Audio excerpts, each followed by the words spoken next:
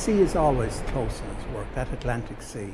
And in this, I can smell the sea in this painting. And you know, what the travellers are doing. I'd say they're men of no possessions. They're men who don't have land. They're travellers.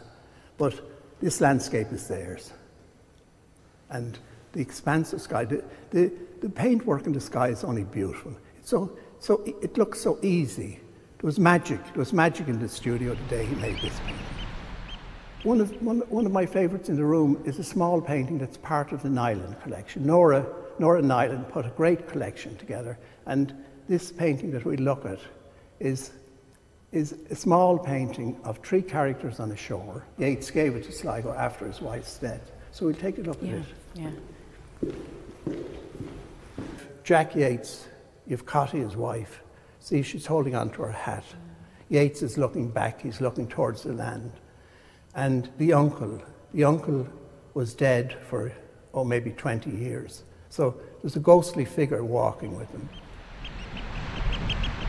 I got to know Yeats's work way back in the late 50s, the 60s. I would have gone to the Hugh Lane Gallery and looked at his work. But over the years, you grow away from an artist's work. So having this collection here now in Sligo, for me, it'll be great. As a painter, I know that I'm going to spend hours with these works.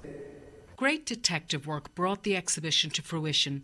Curator at the Model, Emer McGarry, and her team tracked down Yeats' work on both sides of the Atlantic, nicely asked galleries and private owners to part with them for 4 months, and even secured 2 pieces never seen in public before. One is very significant work. It's entitled Horseman Entering a Town at Night. The other is a very small work. It's really quite a special work as well. It's a very strong psychological study of a man. It's entitled Man in a Room Thinking. We knew that they had been in the collection of Graham Greene, who had links with the west of Ireland. So we tracked down Graham Greene's estate through his literary agent with help from various people, and we finally found that the paintings were actually kept in a vault in Switzerland. So we wrote to a certain person in Switzerland who we knew had the key to where the paintings were. He knew the location of them. So we wrote to him, and he was very, very kind, very accommodating, and he approached the owner on our behalf, and the owner said yes, very happy to lend them. When they got to Ireland, the owner then decided that they would sell the paintings, so they went for sale in Christie's. We approached Christie's then and asked them to pass on a letter to the new owner. We didn't really think we'd ever hear anything back because we thought the new owner would be very excited to bring them to their home and wouldn't want to lend them, but we were absolutely over the moon when the new owner got back to Christie's and said that yes, they would lend them. And you can't say who the new owner is? Unfortunately, I can't. I actually don't know myself. We've just dealt with Christie's.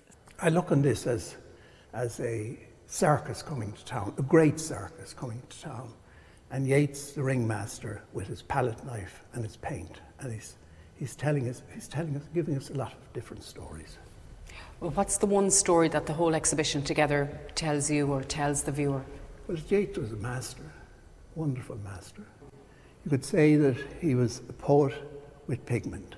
He was the poet, the painter.